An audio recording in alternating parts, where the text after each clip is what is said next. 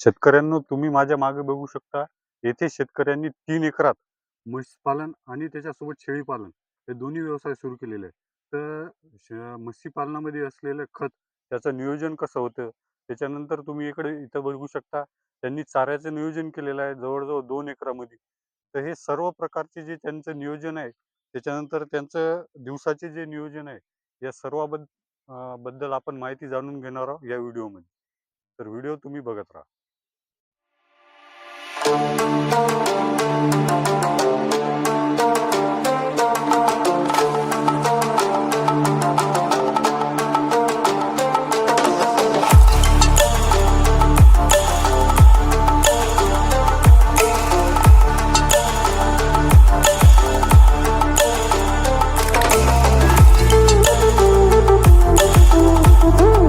नमस्कार शेतकरी मित्रांनो, मी चेतन चौधरी तुमचं स्वागत करतो डेक्कन फार्मर या चॅनलवर. तर जाणून घेऊया व्यवसायाबद्दल शेतकरी मित्राकडून. दादा, परिचय तुमचा द्या आम्हाला. माझं नाव आकाश गजानन चौधरी. मी डी फार्म दूध डेअरीचे संचालक आणि माझ्या काही म्हशी आहेत. चला मी तुम्हाला म्हशी दाखवतो आणि माझी डेअरी पण दाखवतो. दादा, आता तुम्ही आम्हाला सांगा, हे जो तुम्ही डेअरी व्यवसाय सुरू केलेला आहे, तर हा व्यवसाय सुरू करण्याचा तुमच्या मनात विचार कधी आला? डी फार्म झालं, मग घरी बसून बसून कंटाळा आला होता. करावं काय. मग मेडिकल टाकायसाठी काय डॉक्टर भेटे नाही, पगडी द्यावी लागते, पैसे द्यावे लागतात. मग ते काय आपल्याच्यानं पॉसिबल नव्हतं. आणि कस्टमर येतीलच याची काय गॅरंटी आहे का? डॉक्टर जवळ टाकलं तर ते डॉक्टरही चालला पाहिजे, आपलंही चाललं पाहिजे, पोटपूजा झाली पाहिजे आपली. मग आम्ही काय केलं, मेडिकल टाकलं कनेरगावला. ते मेडिकलचा काय रिस्पॉन्स जसा पाहिजे तसा आपल्याला नव्हता. मग आम्ही काय केलं, मग बाबाच्या मनात एक संकल्पना आली. ते म्हणे आपण डेअरीचा बिझनेस चालू करू, म्हशी घेऊ, त्याच्यातनी आपल्याला कस्टमर पाहायचं काम नाही, एक फिक्स दर आहे बा. बरोबर. मग म्हणलं बा साहजिक आहे. मग माझ्या मनात तसं झालं. मग सुरुवातीला आपण 12 म्हशी आणल्या. बरं. मग 12 म्हशी आणल्या तर 12 पासून मग आपण 14 केल्या. म्हणजे तुम्ही आता एक सांगितलं होतं स्टार्टिंगला की तुमच्या डेअरीचं नाव आहे डी फार्मचं डेअरी, बरोबर आहे? हो. मग याच्यावरूनच तुमच्या शिक्षणावरून त्याचं नाव दिलं होतं. आपण नावच म्हणजे डिफॉर्म टू डेअरी काऊन दिलं की बा डिफॉर्म झालं, पण काहीच नाही. मग ते काय म्हणते फार्मसी घेतल्या म्हशी, अशी गोष्ट झाली आपल्यावाली. म्हणून आपण म्हशी घेतल्या. दुसरा मूळ उद्देश ना असं काही नाही, कमाईचं बी नव्हतं असं काही. आणि एक म्हणलं बा आउट ऑफ सोर्स म्हणजे आपल्याकडे शेती आहे, आपल्याला शेणखतही होते. ते एक आपला मूळ उद्देश होता शेणखताचा. दादा, आता तुम्ही आम्हाला सांगा, या शेडची लांबी रुंदी काय आहे? आता या शेडची लांबी आहे जवळपास 60 फूट आणि रुंदी आहे 40 फूट. बरोबर आहे. तर याच्यातनी आता आपण म्हणजे गव्हाण सेपरेट आहे, दोन्हीकडून दोन, आणि मंदातून गल्ली आहे. ही जे हे आहे हे 2.5 फुटाचं आहे, म्हणजे वेस्टेज नाही आहे. आणि जे ही मागची बाजू आहे ही 15 फुटाची आहे, म्हणजे त्या म्हशीसाठी सफिशियंट आहे. म्हणजे आपण शेण जरी ठेवलं बाजूला काढून तरी ते आपण नंतरही टाकू शकतो. आणि एक त्याले नाली पण आहे, म्हणजे गोमूत्र जाण्यासाठी, म्हणजे वेस्टेज जाण्यासाठी. म्हशीचं पाणी वगैरे धुवून ते बाहेर जाण्यासाठी. आणि आता तुम्ही जी मदत जागा सोडलेली आहे, ही कशासाठी सोडली? हे कसं आहे, जेणेकरून कसं आहे, आता एखादी म्हैस असते ती मारते, नवीन एखादा आपल्या गोठ्यातनी नवीन माणूस येते.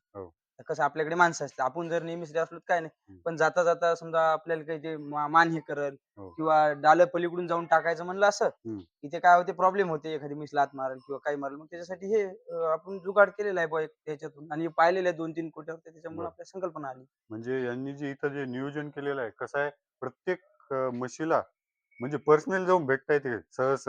नाहीतर तुम्ही जर तिकडून केलं तर ते फिरून वगैरे जावं लागते. त्याच्यानंतर तुम्ही इथं बघू शकता, आणि पाण्याची व्यवस्था जागेवरच केलेली आहे.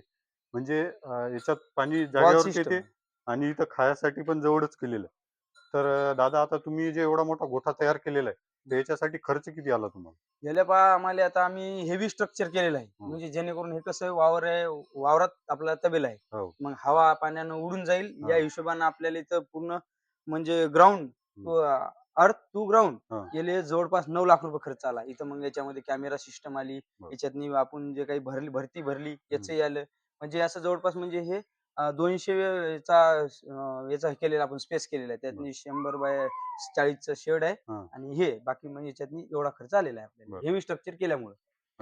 आणि तसं जर अजून शेतकरी मित्राला जर करायचं असलं तर याच्यात बचत करून आपण हे करू शकतो. आता जे चुका आम्ही केलेल्या आहेत हे चुका आम्ही तुमच्या समोर आणतो, आणि जे म्हणजे तुम्ही बिन जे लोक करणारे युवा पिढी याच्या समोर तुम्ही ते गोष्टी मांडल्या पाहिजे.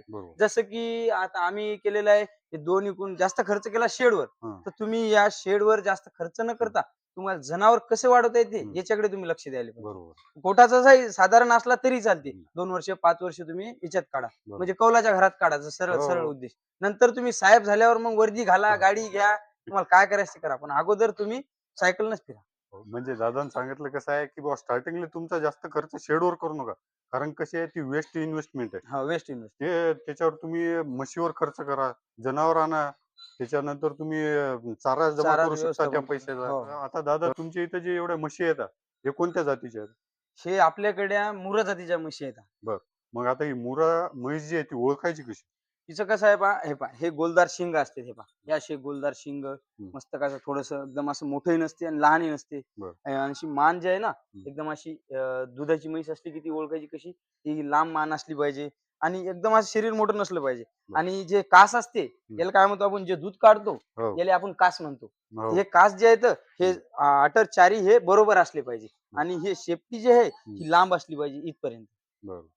म्हणजे आता दादांनी जे सांगितलं मुर्रा म्हैस ओळखायची कशी, तर जे नवीन शेतकरी आहेत त्यांना जर म्हैस घ्यायची असेल, तर ते या गोष्टीचा विचार करू शकतात.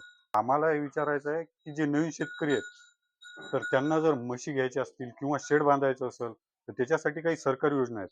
हो, सरकारी योजना त्याच्यासाठी आहेत हा. हं. NLM ची स्कीम आहे. अच्छा. जसं बकऱ्या घ्यायच्या असल्या तर त्याच्यानंतर दादासाहेब कुणकर म्हणून एक योजना आहे ती, हं. त्याच्यातही येतात. मग आपण काही योजनेचा लाभ घेतला नाही त्याच्यामुळे आपल्याला काही जास्त माहित नाही हां. पण ही 2-3 योजना आहेत त्याच्यातून आपल्याला 35% सबसिडी भेटते. बरं.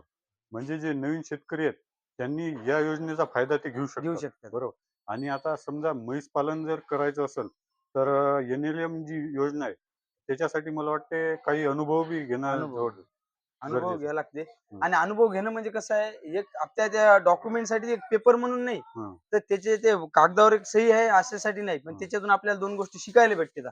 जे मी शिकलो नाही म्हणून काही गोष्टी लॉस आल्या, काही प्रॉफिट आल्या, हं. हे मला त्याच्यातून शिकायला भेटत होतं. हो. पण आता कसं आहे, आता मीच शिकलो. हं. तर आता मला वाटतं ज्याला कोणाला जायचं असेल त्याने एक तर प्रशिक्षण घ्या, नाही तर 2 दिवस कोणाच्या गोठ्यावर मुक्कामी थांबावं, त्याला विचारावं, त्याची माहिती घ्यावं, नंतरच हे प्रोजेक्ट चालू करावं. बरं. कारण स्टार्ट करणं हे सोपं आहे.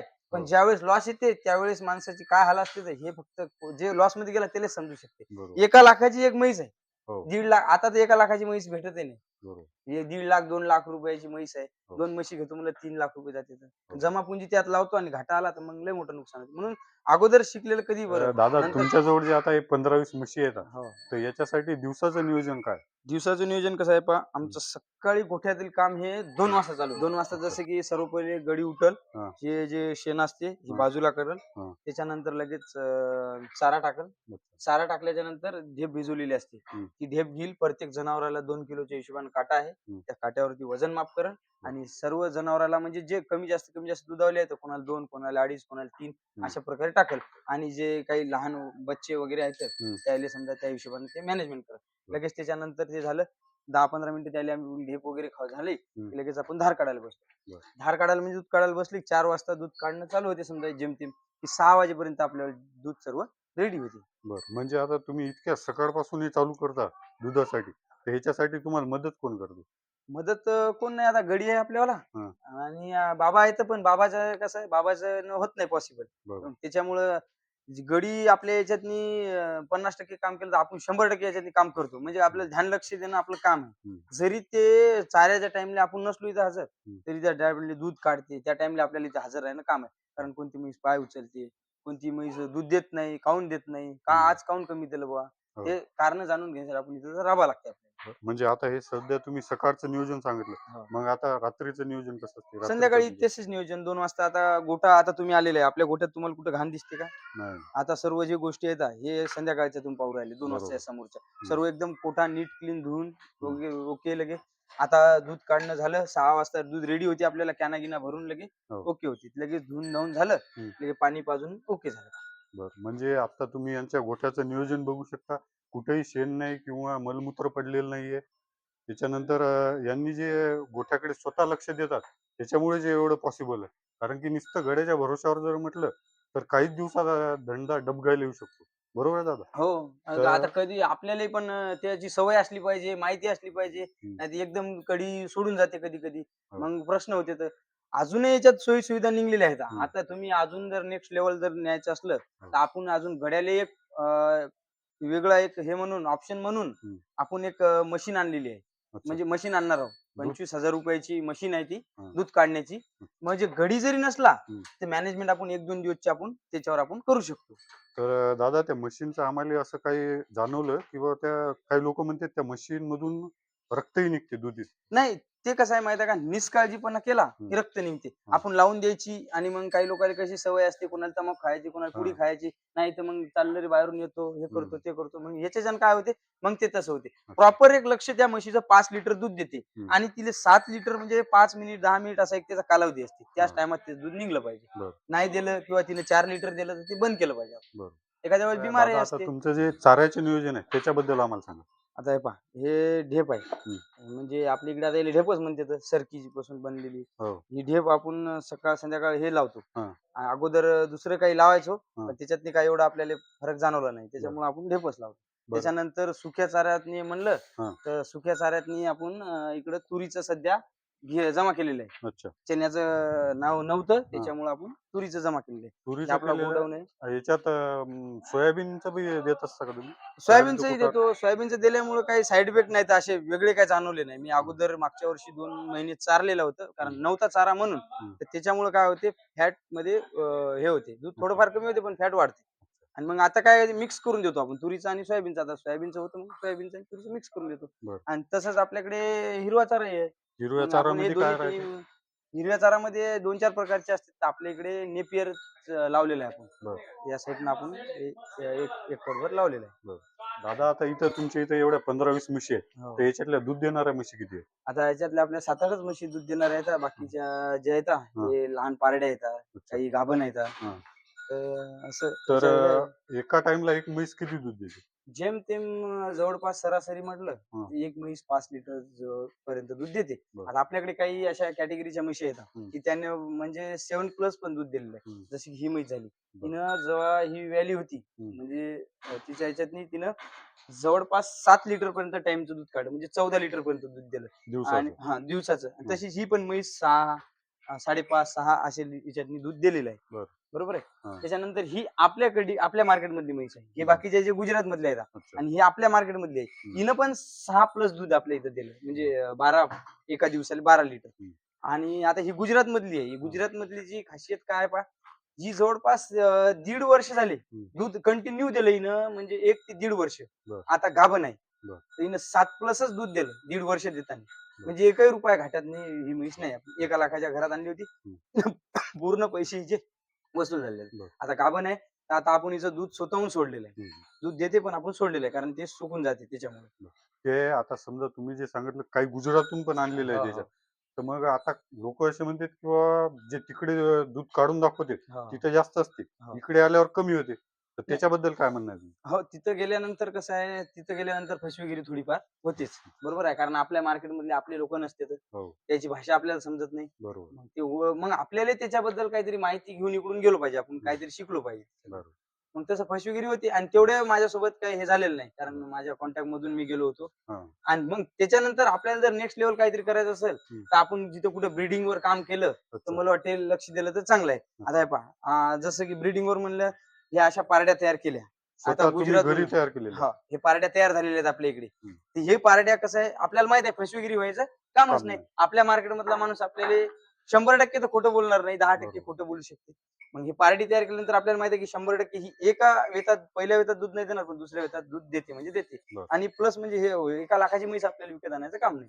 स्टार्टिंग पासून जे व्यवसाय चालू करतील पोरं नवीन पिढीतले, त्यांनी अशा गाभण राहिलेल्या पाड्या किंवा नवीन असलेल्या पाड्या विकत घेतल्या तर चांगली गोष्ट. आता त्यानंतर ते भाकड होतात.